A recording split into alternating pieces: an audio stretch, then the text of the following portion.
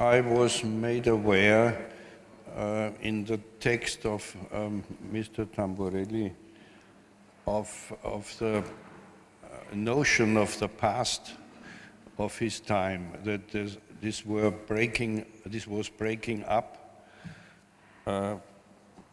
People and scientists were between a past that was around 6,000 years and the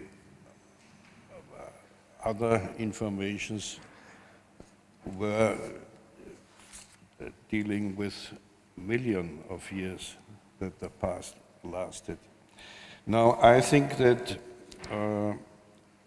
Fischer von Erlach, father, had a conscious relation to time, to the, of course he had to have, to the world he found and to the world to come. I would like to show this reaction to the world he found, to the city he worked in, or to the cities, in my case, in my examples, the city of Vienna, and how the time to come, the world to come, related to him.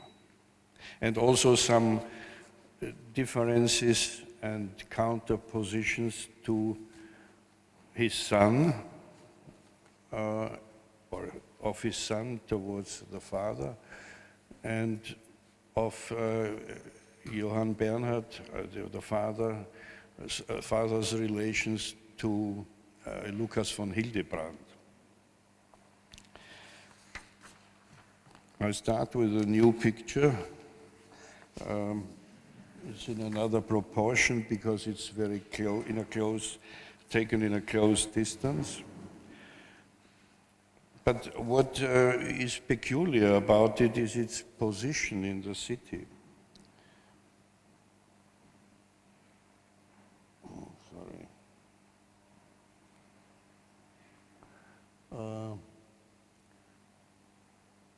You see it here. This is the Church of St. Charles, and it's not directed towards the city, towards the center of the city, but it's standing in some way. It's standing in some way oblique. What comes to the mind is the line of this street. Is this an accident, or what does it mean? We will talk about several items in the city. Next to St. Charles, the Imperial Court, around here. And one special object in the Imperial Court, that is the National Library, originally a solitaire, but then incorporated into a square, and belonging to the Imperial Court. This is, of course, an aerial photograph of the 20th century. But belonging to the Imperial Court, these imperial stables, standing in a slight angle standing in the axis of what we feel, what we will see was built later, but in some oblique position as well, which is not to be explained. And then we will also look at one building in the fabric of the city, namely the Winter Palace of Prince Eugene. And finally, the Palais Schwarzenberg, which he took over from Hildebrand, which is now in a position where Ringstrasse even makes a sober mitred corner to it. This is this building.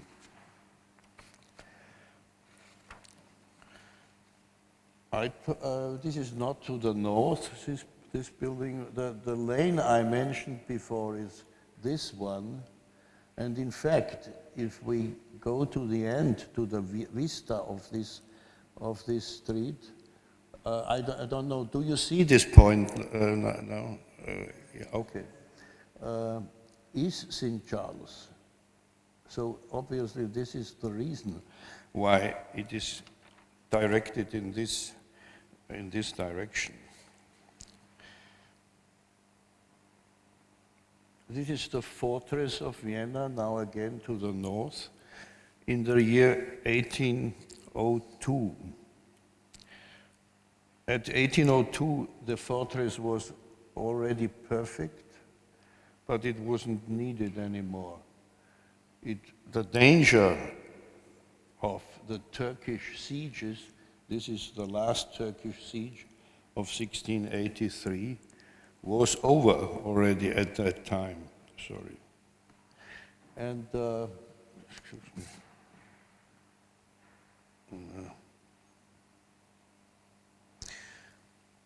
And people already for decades thought of extending the city in its interior and using this free fire field in front of the fortress to use as a built-up area. And again, we have our street here, which is in fact a Roman passage. The Roman castle is still to be seen in this surrounding. And at the end of this street, again, we have St. Charles, obviously to be visible from this street. What happened in the mid-19th century was the extension of the city in its inner area. Ringstrasse, you know, it's not a ring, it's a polygon. And our street leading to St. Charles is interrupted. It's even the first, it's even the first area that was built up in the mid-19th century. This is a street map of 1864. The opera is already under construction, nearly finished, and so are the first building blocks around. What we can notice is that the 18th century had much longer vistas realized by much smaller volumes than the 19th century had. And obviously a vista like that was even forgotten. This is a collection of Baroque vistas in the city.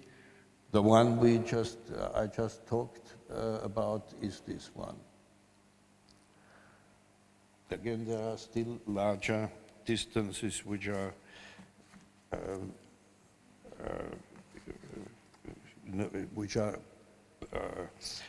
made aware of in terms of city planning in the 18th century. This, as I said, is in proportion a wrong picture. It's taken from a very short distance. The reality is that the dome is higher than the minarets. In fact, they are kind of minarets. It's a classic, not only a relation to Islamic architecture, you could even call it related to Chinese elements. And as far as I know, there is still the elevator, the lift inside from a recent renovation where you can go up to this level, and from this level even go by a staircase into the lantern. You should not miss this occasion. In the 1970s, there has a pond been installed in front of the church. There are Baroque buildings which originally have been placed behind, or there has been a pond, a water surface placed before to make them mirrored in the ground, but this never was done to a ecclesiastical, to a religious building. It was only done to secular buildings, because when up there is heaven, what is down below?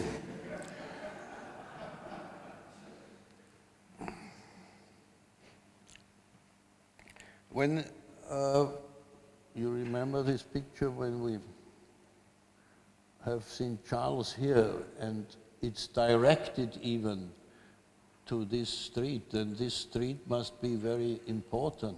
And what was really considered important was this area. It's a plan for a facade towards the city for the imperial court.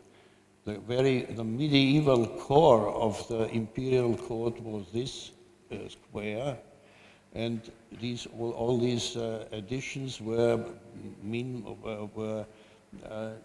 the past centuries added to it, and the last representative court facade should be directed towards this square, or rather a circus, which is not executed yet. But a dome in the rear of this building is open, is not yet executed, but you see the circle to be covered by a dome already there. And what hindered this building to be executed was a plan which came in between. This theater of the imperial court was introduced into this already partly existing facade, and for 150 years this fragment, this torso, remained like this.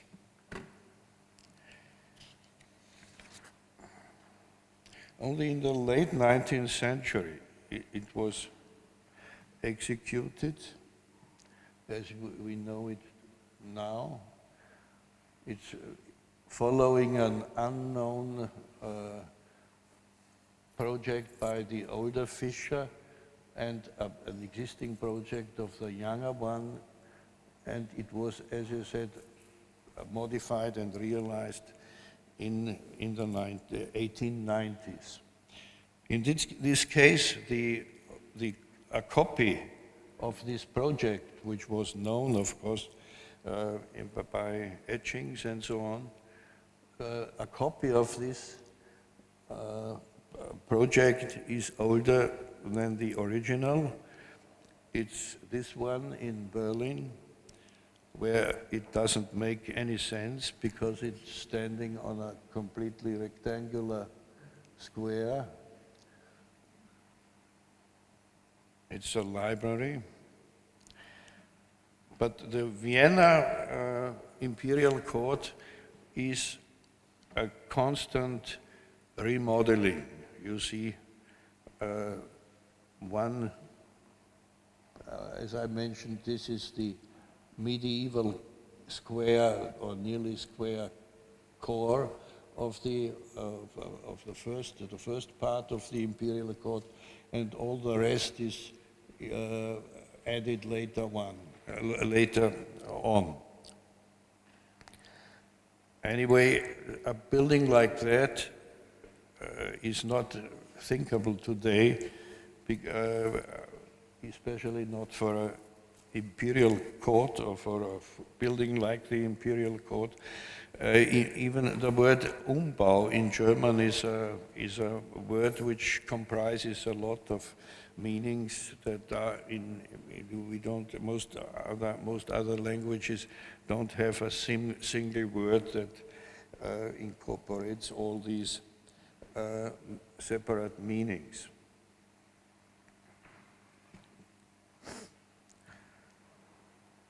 I will pick up one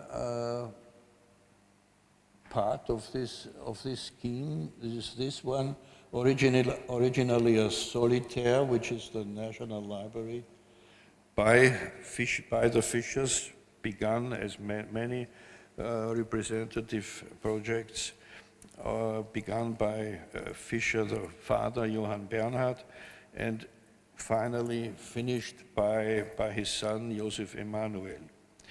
It was, as I said, a solitaire originally, but it afterwards is incorporated into a very characteristic square, of which, when you pass it, you don't even realize that it is oblique, because what is here, the end risalit, is here the center risalit, and when you don't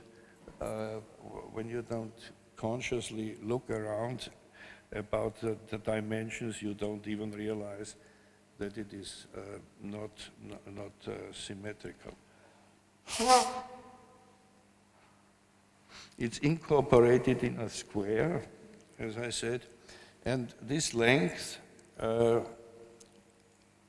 is only possible.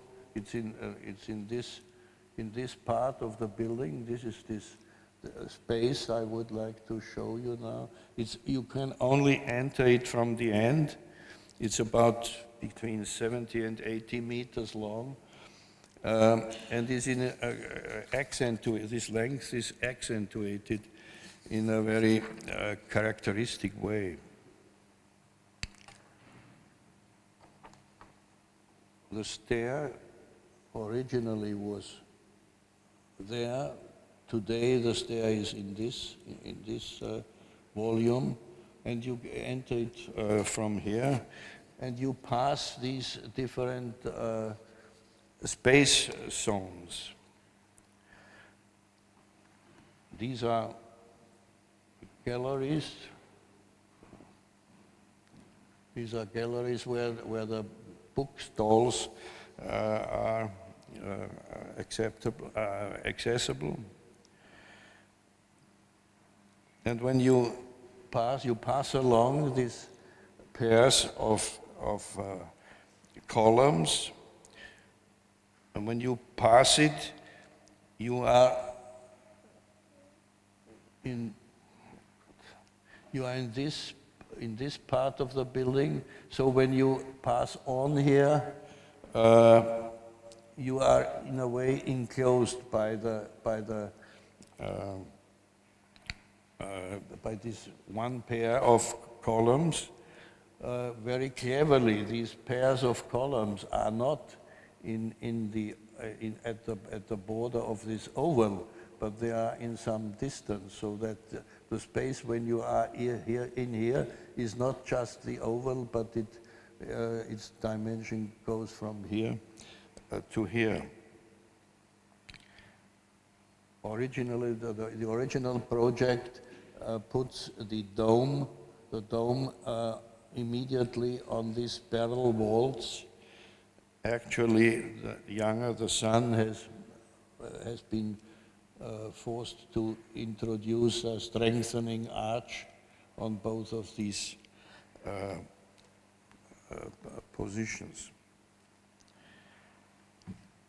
If you remember, there are three large windows, for example, on the square side and also on the other one, but these are not noticed in the interior. These are just little studies. They are small in plan, but have the same high windows as the rest of the space. You enter them by these doors behind under the galleries. I think it's the greatest secular Baroque space in Middle Europe, and you shouldn't miss to visit it.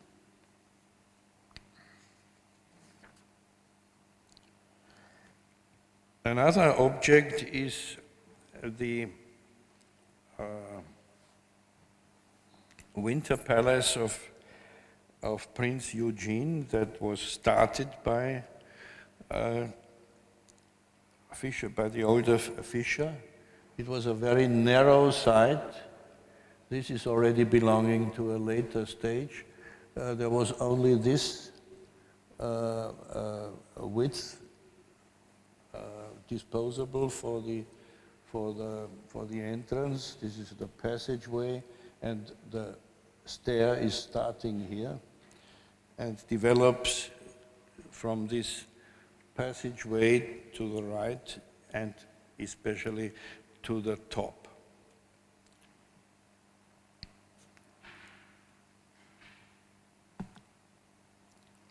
Fortunately, it has been kept untouched by security regulations.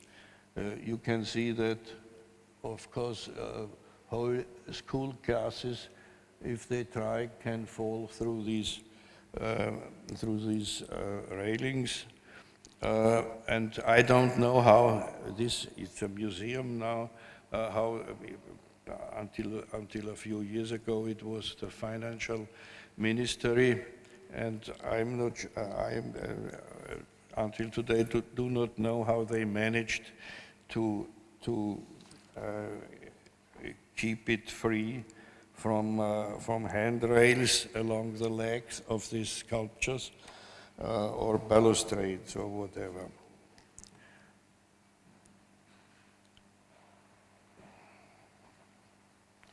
Fischer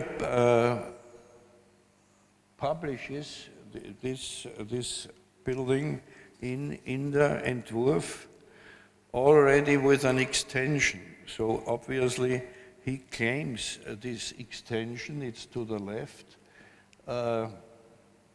as his concept.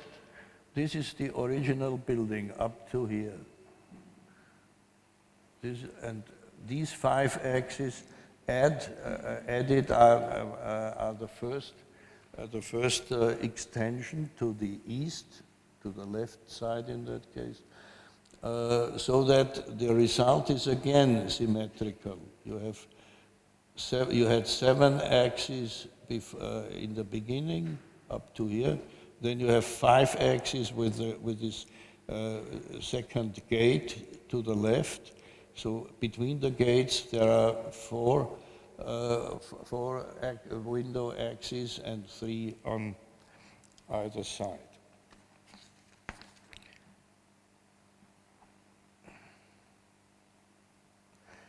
Yeah, this is also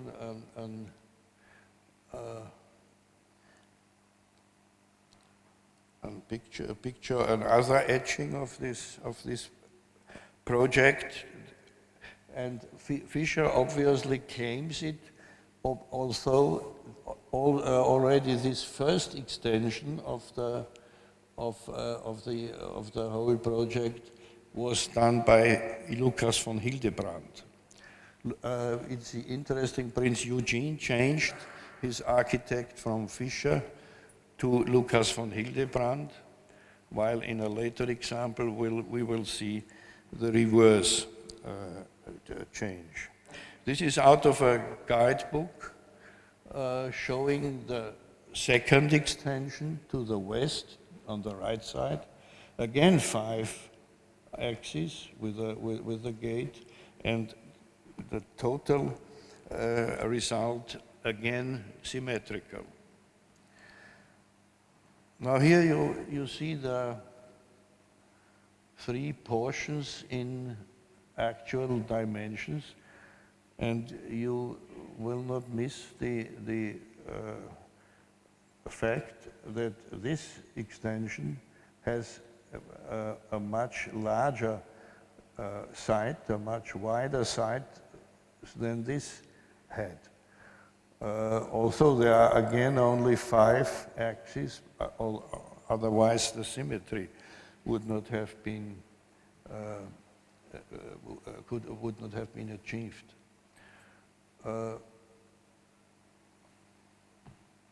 We also have it in this Here we have it in this plan, which is showing the ground floor again. This one is showing the first floor. Again, you have the 7 axes here, from here to here, and this portion of the front is at least 1 axis wider than this one. And you don't really notice.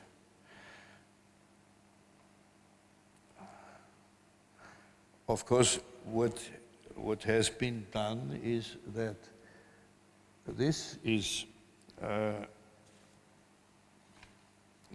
left, the first edition, the left portal, and this is the right portal. The left portal corresponds with the dimensions of the central original part, and so you have here an axis which is wider because the gate is there, and the windows in this, between these pilasters are close to them. There is no remaining piece of wall on both sides of the windows, as it is on the central, on the axis of the portal. Here you see the right extension, the second one. Again, the portal axis is wider than the others, but still these axes have a rest of a wall next to them, so that without seeing this result, the five axes which are newly added fill the width of the site. I controlled it at night. This is the central gate, and this is the width of the axis of the first extension. And and this is the right gate. Again, this is the narrow axis as in the center one. And here we have the other extension, the right extension. This one starts here. It corresponds to this pilaster. And here you have the change between the older, narrower axis and the wider one. Again, here, at this border, the narrower and the wider one. Salomon Kleiner, who has done, Salomon Kleiner is his name, he has done very many etchings of existing buildings, similar to photographs, what would today be photographs, and maybe he even realized, if you look here, then these axes are a little wider than these are.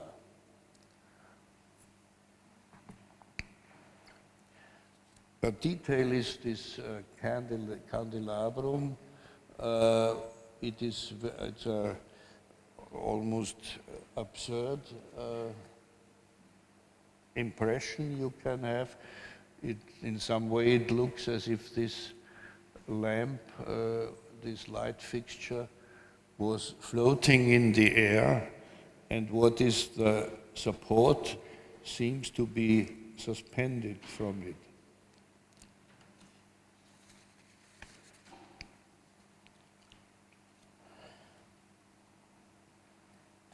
You remember this drawing, and there is a peculiar trapezoid in this area south of the central city. It's if you remember, it's down here where we are already announced that we will deal a little with this Palais Schwarzenberg. This is seen in the opposite direction. This is Hildebrand's Palais Schwarzenberg. I'm not sure whether this is really in one edition of Fischer. But if that is true, that Fischer initiated this publication, then it was at the time when he already took over this palace. Schwarzenberg, who bought this site under the construction of Hildebrand, changed to Fischer, and Fischer, if his initiative was part of it, in fact, the etcher was Delsenbach. He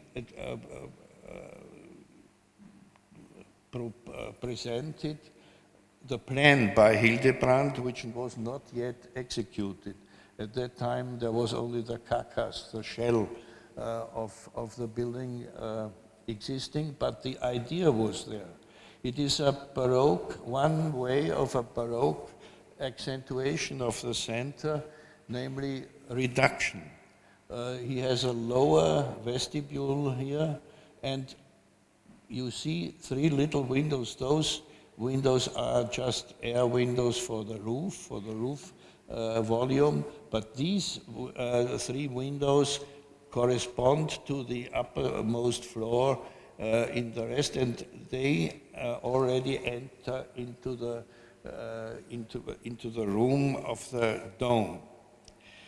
And the trapezoid I mentioned, when I said that the Turkish danger, the danger of a Turkish siege was over, this led to the fact that outside the fortification, which was the field, the free fire field before outside the fortification was not yet used, but nobles around this outer border of this glacis, of this free space, erected summer palaces. And this is one of these summer palaces, and next to it there is no space left. So that the next one, which was, who was Prince Eugene again, who built a summer palace here, decided to put his palace on top of the hill, on the outside, and have in the inside, where he had not a front to the glacis, just to use for a little belvedere. This is again Palais Schwarzenberg. No space left here. This was free, and the palace of Prince Eugene by Hildebrand, by the way. Prince Eugene at that time already stuck to Hildebrand, erected his belvedere here on top, and had an oblique facade on the base, on the lower part of the garden. This is another picture of this. Again, this is Schwarzenberg with this reduced center. And here we have no windows anymore. These are the windows in the roof volume, but there, about the terrace, there are no windows anymore. It will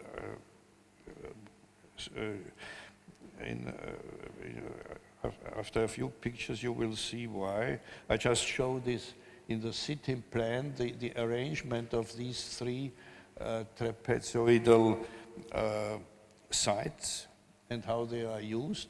This is Schwarzenberg, this is Belvedere with the main palace on top, and this is a monastery, and this is a botanic garden. And this is the place in Belvedere where Canaletto put up his black camera and made one of his city pictures, a little correcting the perspective so that St. Charles from the back here and the dome of this monastery seem very symmetrical, and in the center is even St. Stephen. And this is the backside of Schwarzenberg, the garden side of the Schwarzenberg Palace, already in the in the final state that was finished by Fischer. And what Fischer did here was, if you remember, I said there is one top floor here and there is one floor here, and Hildebrandt's idea had in Hildebrandt's concept had this room of the dome, this space of the dome already also parted in three kind of floors, 3 floors of windows.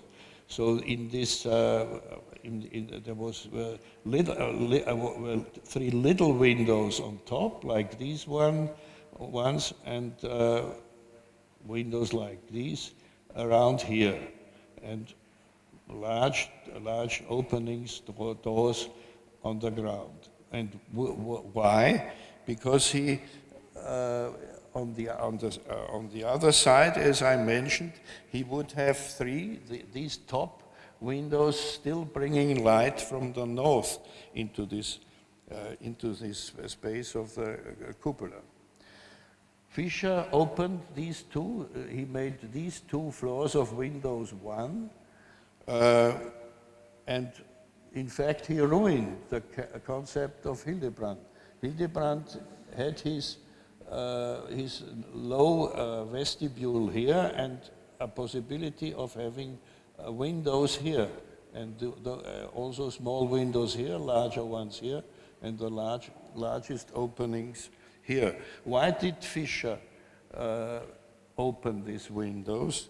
Because he wanted to do this little porti Attica on the front, which wasn't executed anyway, and therefore had his nicer openings in the room of the dome like this. But on the other side, he also did opened the whole both layers of windows, this one and this one, but he had to mirror it because anyway he would cover it, and there was no light possible from the north. This is again a presentation of Hildebrandt's concept with little windows to the dome from the north. It's a summer palace. As I said, all these palaces around the outer the free space, fire space was used for summer palaces, and originally this was an open vestibule. The interior of the house started on these doors, but already in the late 19th century, this plane was glazed. I had to do with this palace in the basement, in the souterrain, which also was which was mostly empty. It was a kind of sala terrena, but it was not used. It had windows, but when it was, by the way, bombed in the Second World War, this part was completely destroyed, and the whole object was made into a top hotel from the 1950s on. And I had an intervention in this souterrain, using this as a large kitchen for using the main floor as a banqueting area. And meanwhile, it's not used at all. It was used up to 2006. Approximately. I just showed 2 of these rooms, a bar and a restaurant room. This is not a Baroque restaurant, of course. but it is a very deliberate sum of decisions making use of this almost empty or just for service used areas. This is one of the restaurant rooms. It's for also this it's not taking over Baroque motifs, although this is a paraphrase of a Baroque chandelier, but the chandelier is used with the lamps inside, which are when there were candles, you couldn't, of course, not do that. And it's dealing just with the problem of glare, also the Blendungsproblem, which is the crystals are one way of reducing glare. The other way is having a globe of mud glass. And it's also using pieces of crystals as they are produced still today and combined by the chandeliers companies, and they are even out of different times, these different types of glass crystals. This is the front. This is for the front cover of the entrance to the souterrain. Of course, this would not be possible without the knowledge of tensile structures of the 1980s. But at the same time, it resembles a Baroque canopy, which also was a kind of tensile structure. The last example I would like to show is the the imperial stables. I show to see more. This is half only, not the whole width of the object shown. It was, as he says, it's for 600 horses, and it's the concept of the older Fischer. It even has a water basin there, a water for washing, for the whole, I don't know how you call it, Pferdeschwemme in German. And this is a reconstruction of this project into the actual site, as opposite to what has actually been executed. Fischer wanted to simulate on this narrow site a deep axis with a kind of chapel or whatever on top. You remember in this picture, and what is noticeable is the facade, especially if you compare it. Well, anyway, if you compare it, what the sun has done, has changed in this concept in the execution. What I show first is that it has never been realized totally. What has been realized is just this front.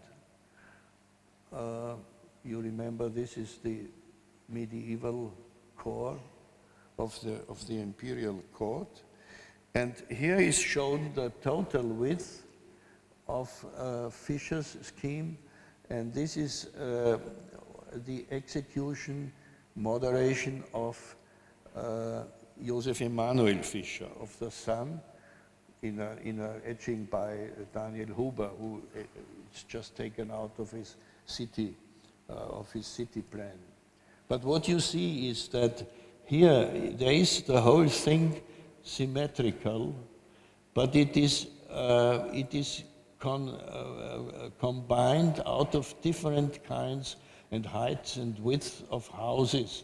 It is resembling kind of a city, while the younger worked out this center from the context and added to, on both sides, again, a kind of palace.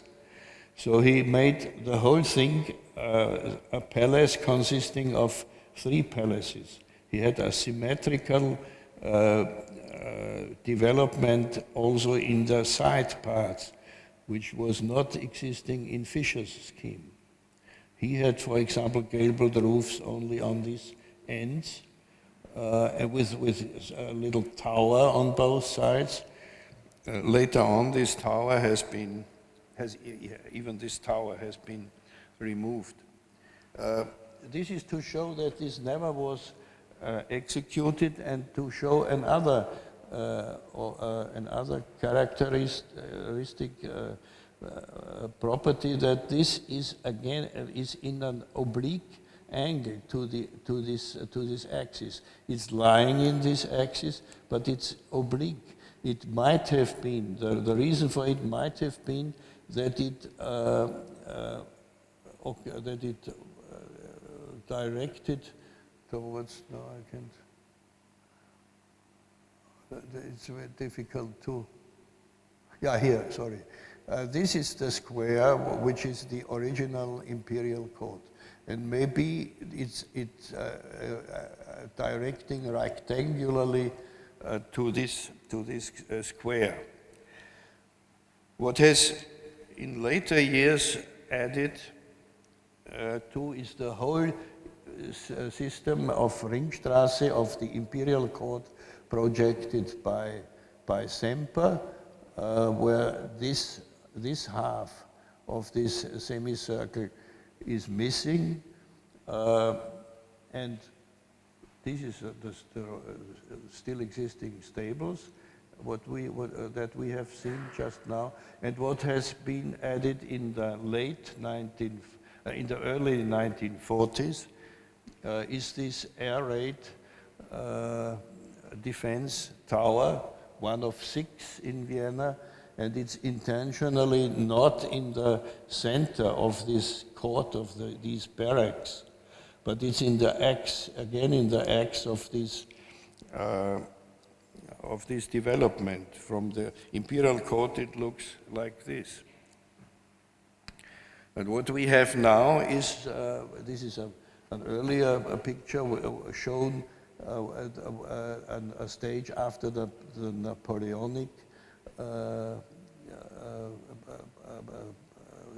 wars, where even these side towers have been removed. But we still have the scheme of the younger Fischer, which is in some way more classical, in a way more domesticated than Fischer's scheme, which you see here, which is a much more lively and more city-like concept. Not this, as you remember, this round building has been very narrowly only erected, and in the mid-19th century even this hall has been added, which unfortunately in the competition for the museum's quarter has been kept, and this is the museum's quarter as we have it today, with the younger Fischer's scheme on the outside. It's in the axis of the museums, and don't forget the air raid defense tower. Thank you.